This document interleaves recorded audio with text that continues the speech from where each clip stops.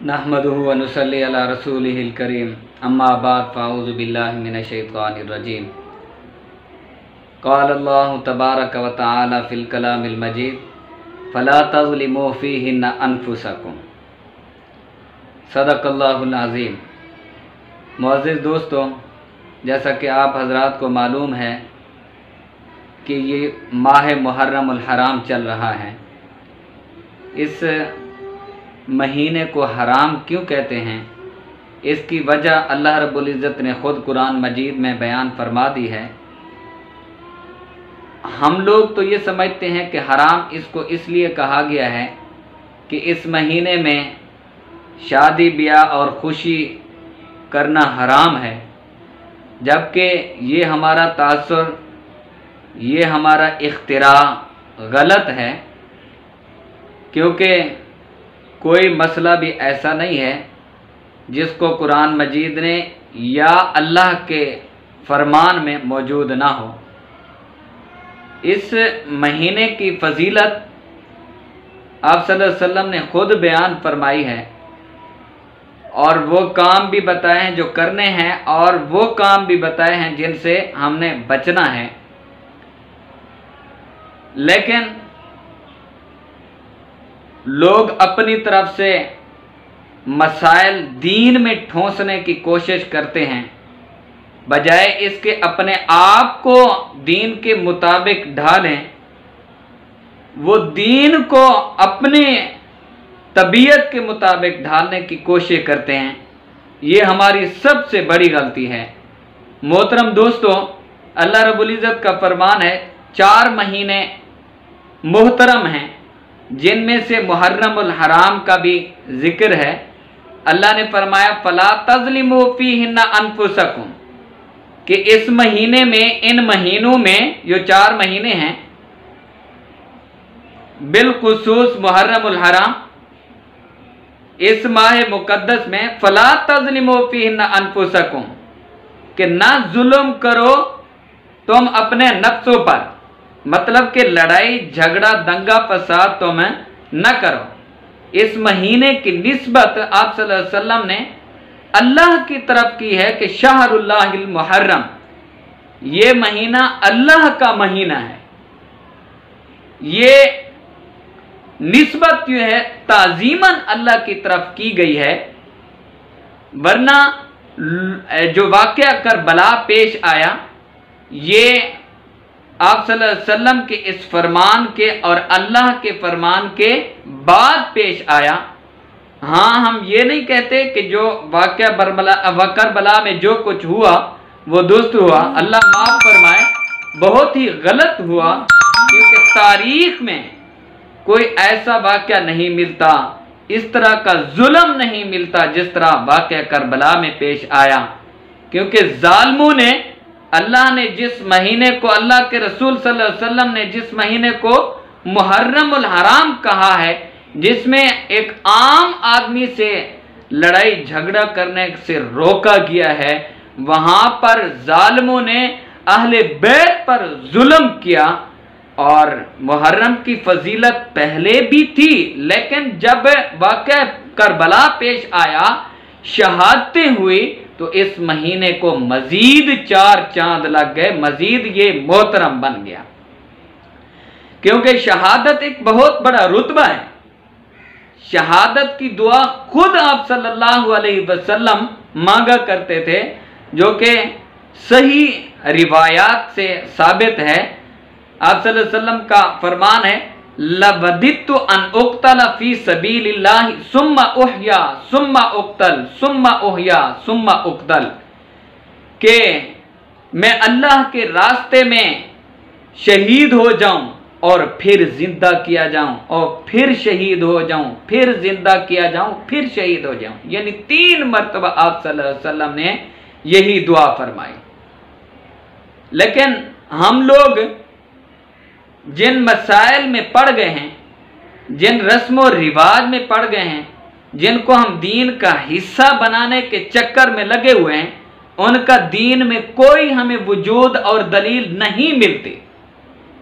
जो चीज दीन में मौजूद ना हो تو آپ صلی اللہ علیہ وسلم کا فرمان ہے ما لیس منہ فہو رد، جو چیز دین میں نہیں ہے اگر ہم اس کو دین میں ڈالنے کی، داخل کرنے کی کوشش کرتے ہیں، فہو رد، تو دین اسلام اس کو رد کرتا ہے۔ جتنی بھی ہماری اختراع ہیں اس ماہ مبارک میں بالخصوص، مثلا خاص قسم کے رنگ کے کپڑے پہننا اور روڈوں پر پانی تقسیم کرنا، اور ان یوم عاشورہ میں خیرات وغیرہ، حلوہ وغیرہ یا دیگیں پکانا اور لنگر چلانا، اور ان لنگر کو ان دنوں میں خاص کرنا، اس کا کوئی دین میں ان کا وجود موجود نہیں ہے، اور یہ بدعات میں شمار ہوں گے۔ اور بدعت کے متعلق حدیث مبارکہ ہے کل بدعت ضلالہ، یہ نہیں فرمایا آپ صلی اللہ علیہ وسلم نے کہ نیک کام ہو اس کو دین میں داخل کیا جائے تو وہ اچھی بدعت ہے اور اس کا اجر اور ثواب ملے گا، اور اگر برا کوئی کام ہے اس کو داخل کیا جائے تو وہ ضلالہ ہے، گمراہی ہے۔ اس کی تقسیم نہیں کی گئی، بلکہ مطلقاً آپ صلی اللہ علیہ وسلم کا فرمان ہے کہ کوئی چیز اگر دین میں داخل کرنے کی کوشش کی گئی اور وہ دین میں نہ ہو فہو رد، پس اس کو رد کر دیا جائے گا۔ آج جن مسائل جن مسائل میں ہم الجھن کا شکار ہیں وہ صرف ہماری کم فہمی کی وجہ سے ہے، ورنہ ان کے متعلق آپ صلی اللہ علیہ وسلم کا یا اللہ کا کوئی فرمان نہیں ہے۔ تو اس ماہ محرم میں لڑائی جھگڑے سے منع کیا گیا ہے، اعمال صالح کرنے کی تاکید کی گئی ہے، روزے رکھنے کی تاکید کی گئی ہے، اور اپنے اہل و عیال پر خرچ کرنے کی تاکید کی گئی ہے۔ اس مہینے کو منحوس کہنا اور اس مہینے میں نکاح وغیرہ نہ کرنا یہ ہماری اپنی اختراع ہے۔ اللہ معاف فرمائے، اگر واقعہ کربلا کی وجہ سے ہم اس مہینے کو منحوس مہینہ کہتے ہیں، شادی بیاہ وغیرہ نہیں کرتے، تو پھر ہم بات کرتے ہیں ربیع الاول کی۔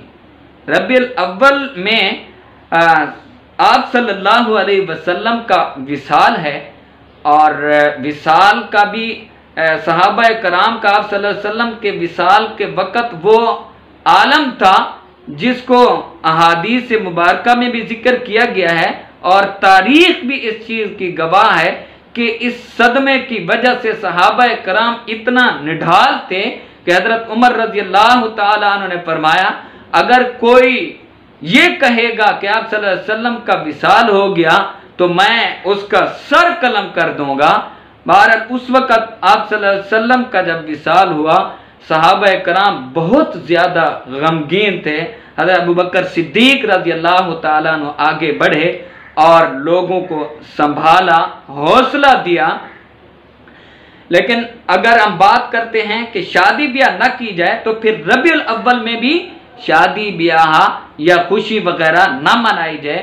سب سے زیادہ غموں کا مہینہ وہی بنتا ہے جس میں آپ صلی اللہ علیہ وسلم کا وصال ہوا، کیونکہ یہ کائنات بنی تو آپ صلی اللہ علیہ وسلم کے لیے، اور صحابہ کرام اور اہل بیت کو یہ مقام ملا تو آپ صلی اللہ علیہ وسلم کی وجہ سے، اور یہ ہمیں اسلام ملا تو آپ صلی اللہ علیہ وسلم، صحابہ کرام اور اہل بیت ہی کی وجہ سے ملا۔ اگر ہم نے غم منانا ہے تو سب سے غم منانے کا بہترین مہینہ ربیع الاول بنتا، لیکن اسلام میں اس کی اجازت بھی نہیں ہے، کیونکہ اللہ کا دین ایک کامل طریقے سے ہمیں ملا ہے جس میں کسی چیز کے دخول کی ضرورت نہیں ہے۔ اللہ کا فرمان ہے الیوم اکملت لکم دینکم واتممت علیکم نعمتی ورضیت لکم الاسلام دینا، یعنی ہم نے دین تمہارا مکمل کر دیا ہے۔ جب چیز کوئی مکمل ہو جاتی ہے تو اس میں مزید کسی چیز کو داخل نہیں کیا جا سکتا، اور آپ صلی اللہ علیہ وسلم کا یہ فرمان بھی ذہن میں رکھیں، کلو بدعتن ضلالہ۔ اب جتنا بھی ہم یہ کام کرتے ہیں، مثلا یوم عاشورہ میں مخصوص خیرات کرنا اور مخصوص ان کو ایام بنا کر قبرستان میں جانا، ہاں قبرستان میں تو جانا چاہیے، لیکن کوئی دن خاص کر کے بھئی اسی دن میں ہم نے خیرات کرنی ہے، اسی دن میں کپڑے پہننے ہیں، بھئی اسی دن میں شادی نہیں کرنی، بھئی اسی دن میں ہم نے جا کر قبروں کو لیپنا ہے، ان سب چیزوں کی اجازت تو ہے اسلام میں، لیکن ان کو اسلام میں داخل کرنا بڑا جرم۔ امید کرتا ہوں کہ آپ کو ماہ محرم کی کچھ فضیلت سمجھ آ گئی ہوگی کہ اللہ نے اس مہینے کو اپنا مہینہ کہا ہے، اور رمضان المبارک کے بعد جو افضل مہینہ ہے وہ یہی ماہ محرم ہے، لیکن یہ جو ہمارے اپنی طرف سے بنائے ہوئے مسائل ہیں ان کا کوئی شریعت سے لینا دینا نہیں ہے۔ ہم وہ کام کریں جن کا اللہ اور اللہ کے رسول صلی اللہ علیہ وسلم نے حکم دیا ہے، اور ان کاموں سے بچیں جن سے اللہ اور اللہ کے رسول صلی اللہ علیہ وسلم نے منع فرمایا ہے۔ وآخر دعوانا الحمدللہ رب العالمین۔